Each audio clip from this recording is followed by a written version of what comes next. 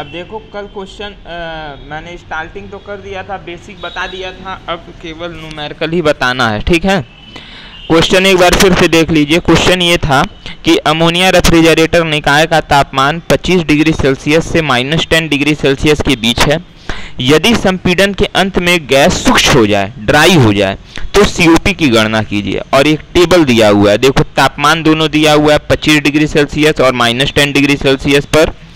फिर एक तापमान का कॉलम है, दूसरा कॉलम आपका जो है द्रव्य उष्मा का है, द्रव्य की उष्मा का है। तीसरा कॉलम किसका है? गुप्त उष्मा का है। और चौथा कॉलम किसका है? द्रव्य के एंट्रोपी का है, एंट्रोपी है। ठीक है ना, दिख रहा है? 4 कॉलम बने हुए हैं। पहला कॉलम जो है आपका तापमान का है, दूसरा आपका जो है द्रव्य की उष्मा का है, तीसरा आपका गुप्त उष्मा का है और चौथा आपका जो है द्रव्य के एंट्रोपी का है। ठीक, अच्छा, अलग अलग तापमान के लिए अलग अलग वैल्यू दी हुई है। जैसे ये जो टेबल आपका दिख रहा है, इसमें अलग अलग तापमान के लिए, मतलब कि अगर ये जो तापमान है आपका, बता रहा हूं मैं, जैसे ये 25 डिग्री है, तो 25 डिग्री सेल्सियस के लिए द्रव्य की उष्मा इतना है, गुप्त उष्मा इतना है और द्रव्य का एंट्रोपी इतना है। -10 डिग्री तापमान के लिए द्रव्य की उष्मा इतना है, गुप्त उष्मा इतना है और द्रव्य की एंट्रोपी इतना है। क्लियर? अब इसके बाद ये तो क्वेश्चन हो गया। अब आप आ जाइए सवाल पे। तो मैंने सबसे पहले फिगर बना दिया। हमारा फिगर जो है तापमान और एंट्रोपी डायग्राम है, TH डायग्राम है, और दूसरा हमारा जो है दाब एवं एंथैल्पी के बीच में डायग्राम PH डायग्राम है। ठीक, अब ये दोनों डायग्राम मैंने बनाया। अब इस डायग्राम में देखिए, क्वेश्चन ये बोला है कि अमोनिया रेफ्रिजरेटर निकाय में 2 तापमान दिए हुए हैं, एक 25 डिग्री सेल्सियस तापमान और एक -10 डिग्री सेल्सियस तापमान है। इन दोनों तापमान के बीच ही ये जो अमोनिया का रेफ्रिजरेटर है, जिसमें अमोनिया क्या है? रेफ्रिजरेंट है, प्रशीतक है। तो इन दोनों तापमान के बीच ही जो है ये रेफ्रिजरेटर काम करता है। ठीक है, तो यहाँ पे ये जो मैंने फिगर बनाया है। अच्छा, फिर इसके बाद क्वेश्चन में बोला है यदि संपीड़न के अंत में गैस क्या हो जाए? शुष्क हो जाए, ड्राई हो जाए। संपीड़न के अंत में बोला है, संपीड़न के अंत में जो प्रशीतक है वो क्या हो जाए? ड्राई हो जाए, शुष्क हो जाए, तो आपको COP निष्पादन गुणांक की गणना करनी है। तो यहाँ पे एक चीज और देखिए, जैसे मैंने बताया प्रक्रम, कौन कौन सा प्रक्रम है? प्रक्रम 1 से 2। प्रक्रम 1 से 2 क्या है? प्रतिवर्त रुद्धोष्म संपीड़न हो रहा है। प्रक्रम 1 से 2 में क्या हो रहा है? प्रतिवर्त रुद्धोष्म संपीड़न, मतलब रिवर्सिबल एडियाबैटिक कंप्रेशन हो रहा है। ठीक, प्रक्रम 2 से 3 में क्या हो रहा है? स्थिर दाब पर क्या हो रहा है? ऊष्मा का निष्कासन हो रहा है। क्यों? क्योंकि 2 से 3 कंडेंसर होता है, कंडेंसर वाला प्रोसेस है, संघनन का प्रोसेस है, द्रव्य का संघनन हो रहा है, स्थिर दाब पर ऊष्मा का निष्कासन हो रहा है। फिर ये हो गया। अब प्रक्रम 3 से 4 क्या है? यहाँ थ्रॉटलिंग वाल्व का यूज हो रहा है, यानी ये क्या है? अप्रतिवर्त। तभी हमने देखो यहाँ डॉटेड लाइन से दिखाया है, ये वाला मैंने क्या किया? डॉटेड लाइन से गया। क्यों? क्योंकि प्रक्रम 3 से 4 जो है थ्रॉटलिंग वाल्व अप्रतिवर्त है, अप्रतिवर्त रुद्धोष्म प्रसार, अप्रतिवर्त। ये प्रक्रम क्या यहाँ पे क्या हो रहा है? अप्रतिवर्त रुद्धोष्म प्रसार हो रहा है, इरिवर्सिबल एडियाबैटिक एक्सपेंशन हो रहा है। और लास्ट में जो हमारा प्रक्रम 4 से 1 है, ये वाला प्रक्रम ये वाष्पित्र का है, और यहाँ पे क्या हो रहा है? स्थिर दाब पर ऊष्मा का अवशोषण हो रहा है। तो ये 4 प्रक्रम आप जान गए। ठीक, तो यहाँ पे अब देखो, कुछ लोग अगर पुराना फिगर जो नोट का है उसमें देखोगे तो कहोगे कि सर थोड़ा सा पहले वाले जो आपने समझाया था और इसमें अंतर है थोड़ा सा। वो अंतर क्या है? पहले जो आपको फिगर बताया गया होगा वहाँ पे हम यहाँ से स्टार्ट करते थे, कुछ इस तरीके से बना होगा, ऐसे करके ये यहाँ पे आया होगा। ठीक है, और यहाँ पे क्या था? ऐसे करके जाता था, फिर ऐसे आता था, ऐसे आता था, इस तरीके से फिगर होगा। ठीक, तो उसकी बात नहीं, ये क्वेश्चन जैसा दिया हुआ है मैंने उस हिसाब से फिगर बनाया है। क्वेश्चन में दिया ये है कि संपीड़न के पश्चात जो है जो हमारा प्रतीतक है वो सूक्ष्म हो जाता है। इसका मतलब क्या है, जब संपीड़न हो रहा है, संपीड़न प्रक्रम 1 से 2 में हो रहा है, तो जब संपीड़न हो रहा है तब ये जो है प्रतीतक क्या हो रहा है, सूक्ष्म अवस्था में आ जा रहा है। तो सूक्ष्म अवस्था के लिए जब बिंदु 2 जो कि हमारा जो है संतृप्त भाप रेखा पर लाई कर रहा है, संतृप्त भाप रेखा ही पे है ना बिंदु 2, तो यहीं से आपका सूक्ष्म स्टार्ट हो जाएगा। इसके बाद अगर बाहर जाएगा तब तो वो अति तप्त हो जाएगा।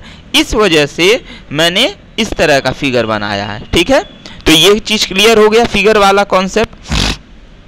अब आ जाइए मेन चीज पे, क्योंकि इसके बिना आप सवाल नहीं लगा पाएंगे।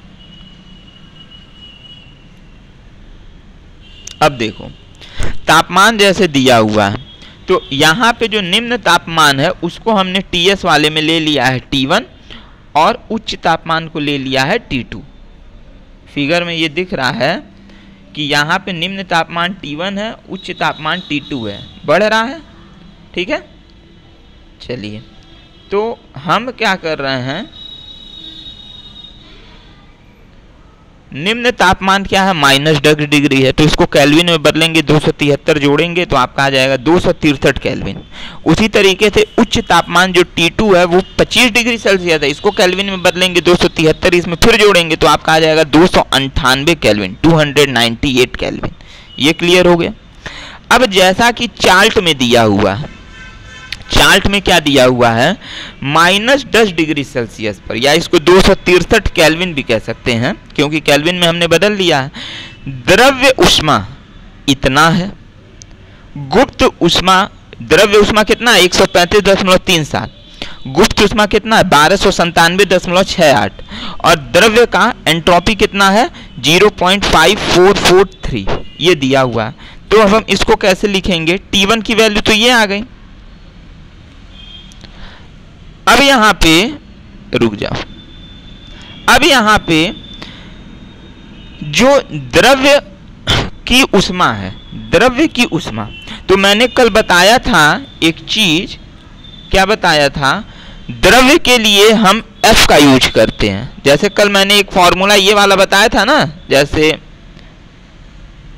जो आप थर्मोडायनेमिक्स में पढ़े होंगे, Hg = Hf + XHFG, ये पढ़े थे थर्मोडायनेमिक्स में। तो यहाँ जो एंथैल्पी, ये जो F है, F क्या मैंने बताया था, मैंने बताया था द्रव्य के लिए लेंगे, G गैस के लिए लेंगे, और ये जो Fg होगा ये क्या होगा, ये वेट रीजन के लिए, नम वाले रीजन के लिए लेंगे जहां नमी रहेगी। ठीक, तो अब इस फिगर में आप देख लो, पहले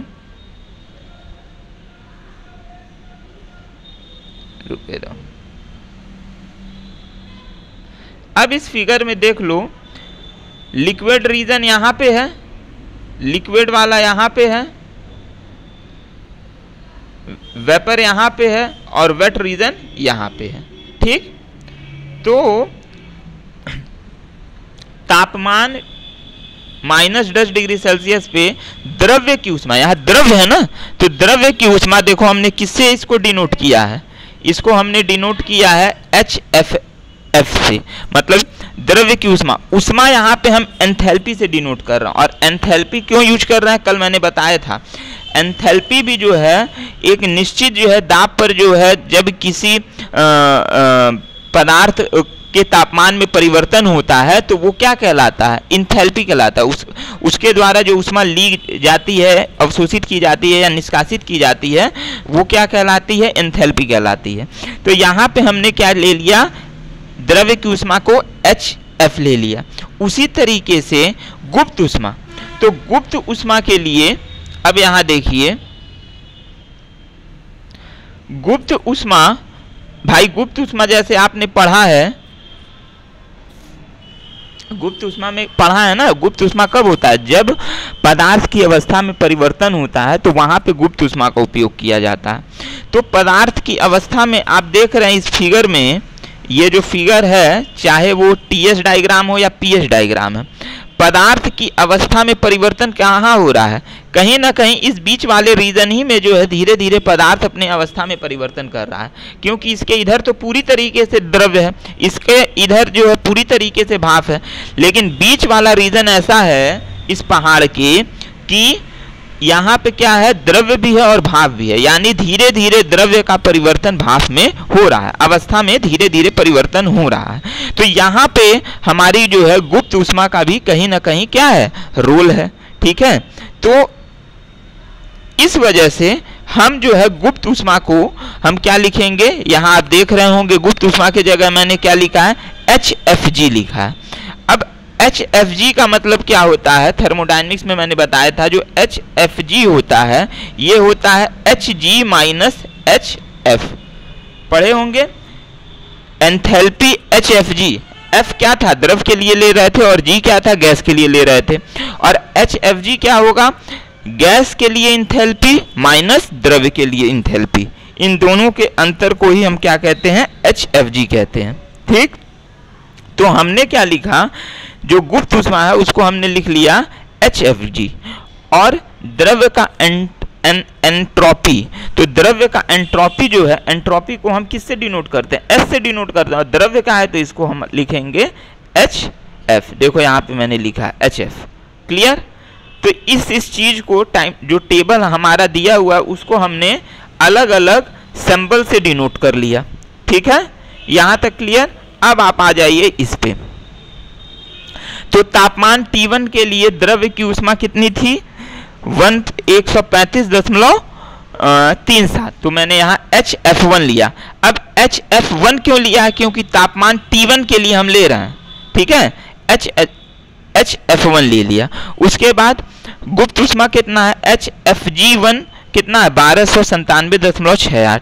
फिर उसके बाद द्रव्य का क्या नाम है, एंट्रोपी कितना है, तो इसको हम SF1 लिख ले रहे हैं, तो ये आपका हो गया 0.5443 किलो जूल पर किलोग्राम केल्विन। ठीक है, इसी तरीके से ये तो केवल क्या हो गया, तापमान 1 के लिए जितनी वैल्यू दी हुई है उसका हो गया। अब तापमान T2 के लिए कितना है, तो T2 के लिए अब यहाँ पे एक चीज है,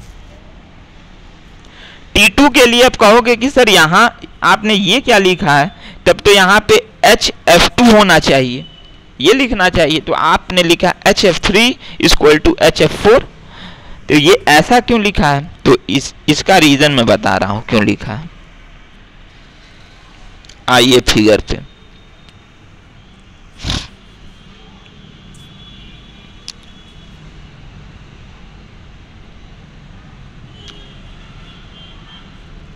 हाँ अब फिगर में आइए, तो T2 आपका कहां पे है, यहां पे है। ठीक, T2 आपका यहां पे है, और T2 के लिए आपका जो है ये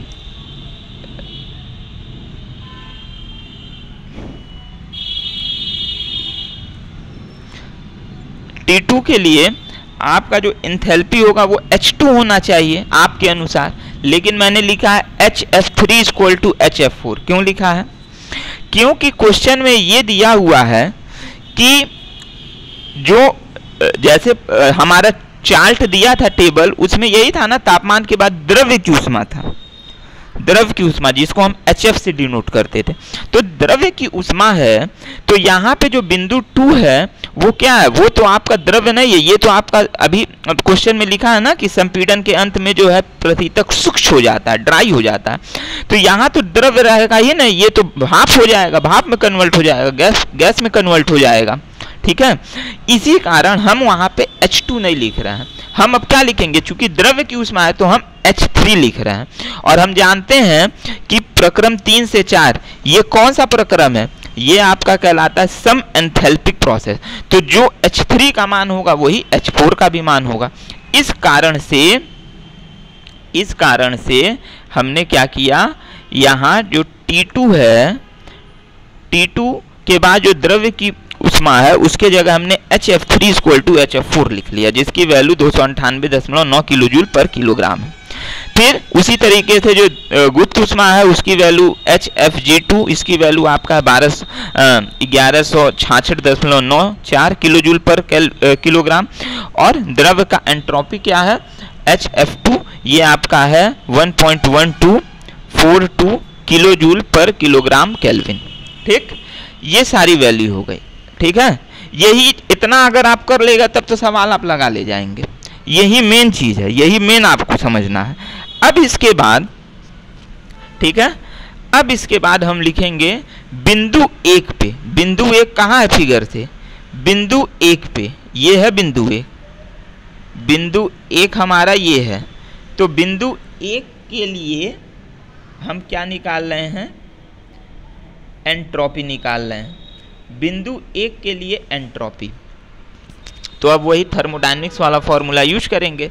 S1 equal to SF1 plus x। अब यहां कहोगे कि सर ये कहां से आ गया, भाई आपने तो फॉर्मूला ये ना पढ़ा है, S equal to SF plus x SFG, ये पढ़ा है, आपने पढ़ा है ये।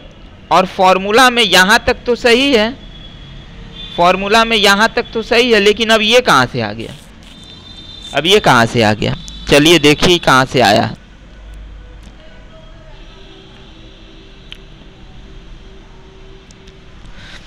रुक जाओ।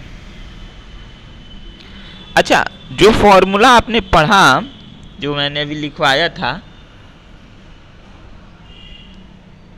कहां गया,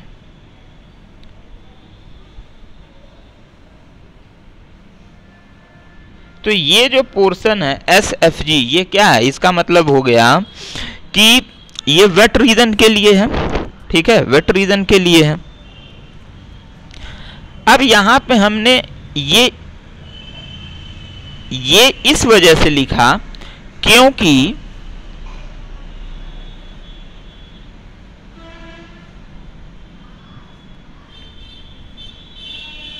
हाँ,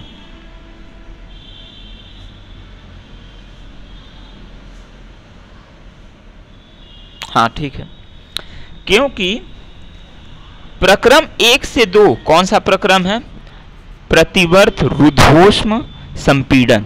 और संपीड़न में क्या होता है, ऊष्मा के साथ साथ दाब दोनों, ऊष्मा और ये तापमान और दाब दोनों बढ़ता है। भाई संपीड़न में क्या होता है, तापमान भी बढ़ता है और दाब में भी वृद्धि होती है।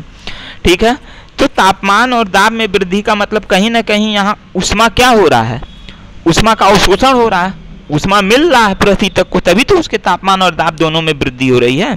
भाई संपीड़क के द्वारा उसको संपीड़न ही ना उसके ऊपर किया जाता है, प्रशीतक को संपीड़क की ये उसको कंप्रेस ही किया जाता है ना, जिसके कारण वो उसको और ऊष्मा मिलती है, जिससे उसका तापमान और दाब दोनों बढ़ता है। तो यहाँ पे जो ऊष्मा हो रही है, जो ऊष्मा उसको मिल रही है, उसके कारण उसके अवस्था में परिवर्तन हो रहा है, उसके कारण प्रशीतक की अवस्था में परिवर्तन हो रहा है। और प्रशीतक धीरे धीरे, जो प्रशीतक जो है वो धीरे धीरे अपने अवस्था में परिवर्तन करके कहाँ पहुँच जा रहा है, वो कहाँ पहुँच जा रहा है, वो इस बिंदु पे पहुँच जा रहा है। कहाँ पे, इस बिंदु पे, जो कि क्या है, अब ये अपनी अवस्था में परिवर्तन करके सूक्ष्म बिंदु पे पहुंच गया, सूक्ष्म हो गया। तो जो अवस्था में परिवर्तन हो रहा है उसी के लिए वहीं पे ना गुप्त ऊष्मा का यूज होगा, भाई वहीं पे तो गुप्त ऊष्मा का यूज होगा ना। तो यहाँ पे ये जो वैल्यू आपकी आ रही है वो यहीं से आ रही है कि जो ऊष्मा उसको मिल रही है वो ऊष्मा उसके अवस्था में परिवर्तन कर रहा है प्रशीतक के। ठीक है, तो हम यहाँ पे जो ऊष्मा लेंगे उसके जगह हम क्या लेंगे, गुप्त ऊष्मा ले लेंगे। और एक ये रीजन हो गया। दूसरा रीजन मैंने यहाँ पे लिखा है, आप जानते हैं एंट्रोपी जो होता है SODQ/T होता है।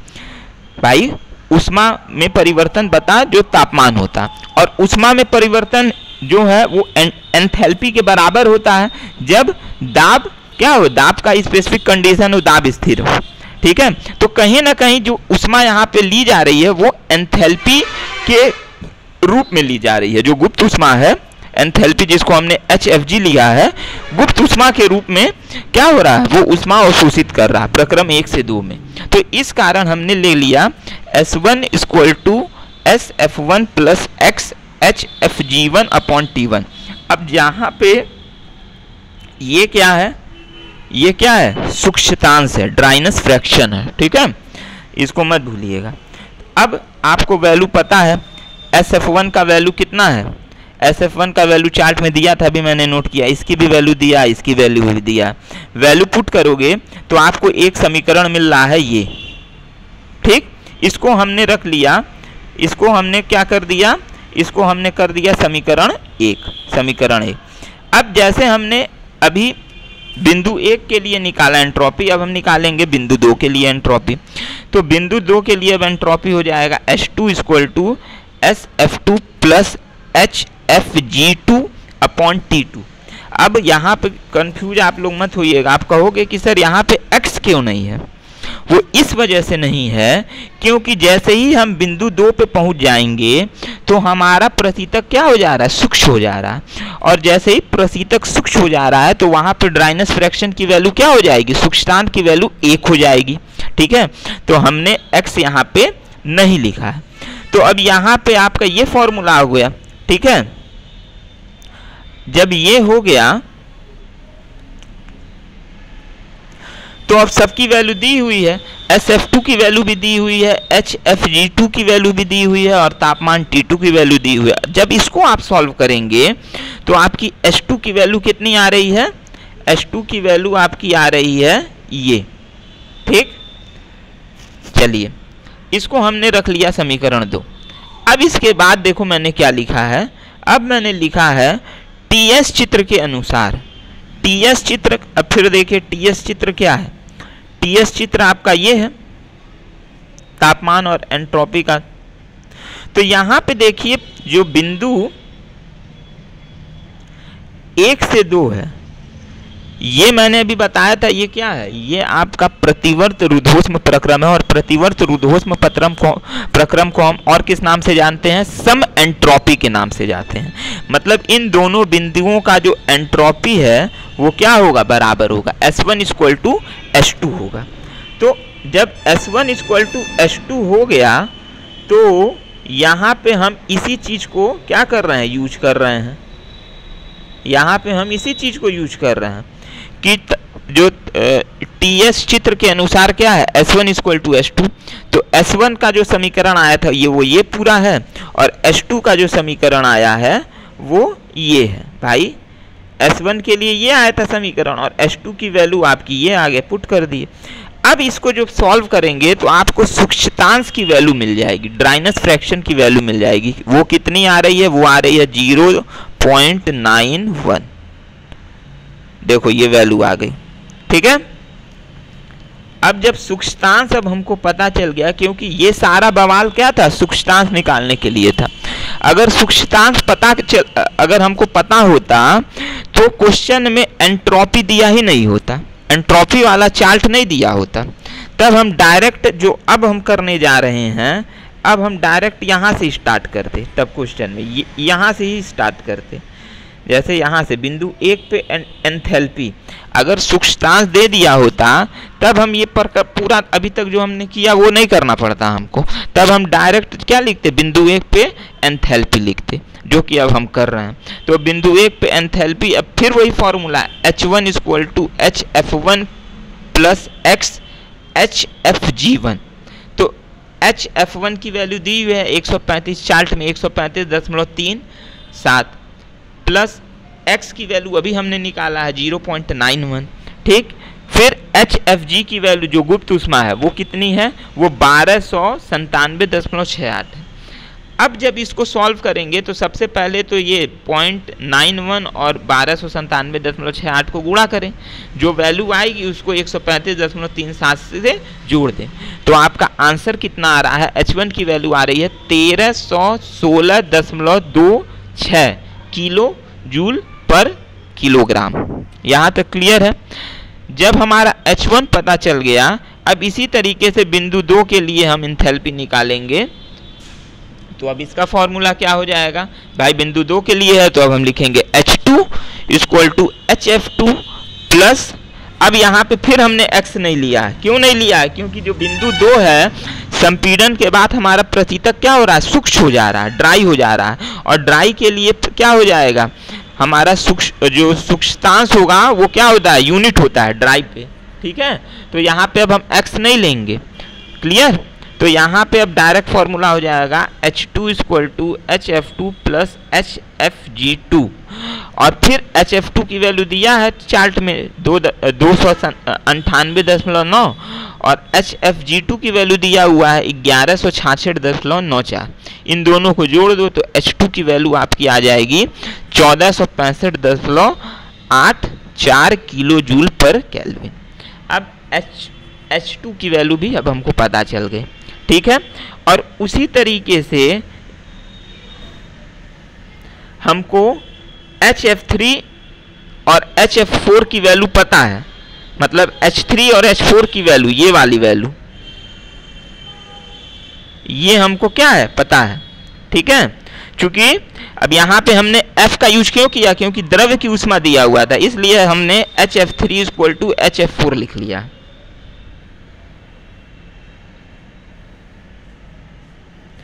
तो अब हम सीधे निकालेंगे जो प्रश्न दिया हुआ है, हमसे पूछा गया है। क्या पूछा गया? COP निष्पादन गुणांक निकालना। तो हम जानते हैं COP जो होता है क्या होता है? वो आपका होता है प्रतीतन प्रभाव बटा किया गया कार्य। और प्रतीतन प्रभाव का फॉर्मूला मैंने लिखवाया था H1 - H3 अपॉन, ये हो गया H1 - H3 क्या है? प्रतीतन प्रभाव है। और किया गया कार्य क्या होता है? H2 - H1। ये सब अभी पढ़े ही हुए हैं आप। ठीक है, तो अब H1 की वैल्यू हमने निकाला है 1316.26 आया है। HF3 की वैल्यू चार्ट में दिया ही हुआ था 298.9। H2 की वैल्यू अभी हमने निकाला है, देख रहे होंगे आप 1465.84। और H1 की वैल्यू भी वही हो जाएगी 1316.26। तो अब दोनों को सॉल्व कर लीजिए पूरा, तो आपके निष्पादन गुणांक का जो वैल्यू आ जाएगा वो आ जाएगा क्या? 6.8। तो इस प्रकार जो है ये पूरा जो है क्वेश्चन आपका लग गया। क्लियर है यहाँ तक? देखिए ये क्वेश्चन टफ नहीं है। अच्छा, एक चीज और है, इस चैप्टर में 2 मैं क्वेश्चन कराऊंगा। एक ये क्वेश्चन हो गया, एक और मुझे कराना है। और मैं बता दूं क्या है यहाँ पे। क्या था यहाँ पे? आपको इस प्रश्न में तापमान दिया हुआ था। क्या था? तापमान। तापमान के रेस्पेक्ट में सारी वैल्यू दी हुई थी। द्रव्य की ऊष्मा देख रहे हैं, गुप्त ऊष्मा देख रहे हैं, फिर आपका द्रव्य का एंट्रोपी देख रहे हैं। ठीक है, अगर आपको यहाँ इस प्रश्न में सूक्ष्मांश ड्राइनेस फ्रैक्शन दिया होता तो आपको द्रव्य का जो एंट्रोपी है, ये जो देख रहे हैं आप, द्रव्य का जो एंट्रोपी है ये नहीं दिया होता तब। ठीक है, तब केवल यहीं तक आपका दे दिया होता चार्ट और फिर आप सॉल्व कर लेते। लेकिन यहाँ पे चूंकि सूक्ष्मांश नहीं दिया हुआ था इसलिए आपको द्रव्य की एंट्रोपी दिया है। ठीक, अच्छा, इस प्रश्न में तापमान दिया हुआ था। तापमान के रेस्पेक्ट में द्रव्य की ऊष्मा, गुप्त ऊष्मा, एंट्रोपी दिया हुआ था। एक प्रश्न ऐसा आएगा जिसमें दाब दिया होगा, दाब के रेस्पेक्ट में सारा चीज दिया होगा और फिर आपको निकालना रहेगा। ठीक है, तो यही 2 प्रश्न इस क्वेश्चन इस चैप्टर के इंपॉर्टेंट है। तापमान का मैंने बता दिया, एक दाब वाला बता दूंगा, फिर उसके बाद जो रेफ्रिजरेशन हमने तीसरा चैप्टर स्टार्ट किया था प्रशीतक वाला, रेफ्रिजरेंट वाला, उसको पढ़ते रहेंगे। ठीक, अच्छा, इस चैप्टर में इस क्वेश्चन में फिर से मैं बता रहा हूँ, इस क्वेश्चन में कंफ्यूज मत होइएगा। आपको बस इम्पोर्टेंट क्वेश्चन बिल्कुल नॉर्मल है, बस आपको दिमाग में ये रखना है क्या चीज को हम, जैसे यहाँ पे किस चीज को हम किस इंडिकेशन से डिनोट कर रहे हैं। जैसे द्रव्य ऊष्मा हमने इसको लिखा, ठीक है। अब उसके बाद गुप्त ऊष्मा, तो गुप्त ऊष्मा को हमने क्या लिखा, HFG लिखा। उसी तरीके से द्रव्य एंट्रोपी तो हमने क्या लिखा, HF लिखा। तो यहाँ पे ये दिमाग में रखिए, यहाँ पे एक बात दिमाग में रखिएगा, ये जो इंडिकेशन है यही इंपॉर्टेंट है, इंडिकेशन वाला। क्लियर है ना। उम्मीद है कि ये क्वेश्चन आपको क्लियर हो गया होगा। अब अभी मैं जैसे ही क्लास जब ओवर होगा तो ग्रुप में जो है मैं आप लोग को जो है इसका जो क्वेश्चन जो मैंने सॉल्व किया है इसको भेज दे रहा हूँ, ठीक है, PDF। इसको आप फिर घर पे प्रैक्टिस कीजिएगा। अगर नहीं समझ में आ रहा है, जिसके पास बुक है वो बुक से इस टाइप के जो क्वेश्चंस होंगे उसको और लगाएं, ठीक। जिसके पास बुक नहीं है इसी को प्रैक्टिस करो, देखो क्या दिक्कत हो रहा है, उस चीज़ को फिर हमसे पूछो तो हम फिर बताएंगे। इसमें दो ही टाइप के क्वेश्चन है। एक क्वेश्चन मैंने करा दिया, तापमान पे बेस जो था, ये तापमान पे बेस था, और दूसरा जो क्वेश्चन है दाब पे बेस है, तो वो मैं अगले क्लास में करा दूंगा। क्लियर? तो चलिए फिर आज के लिए इतना ही।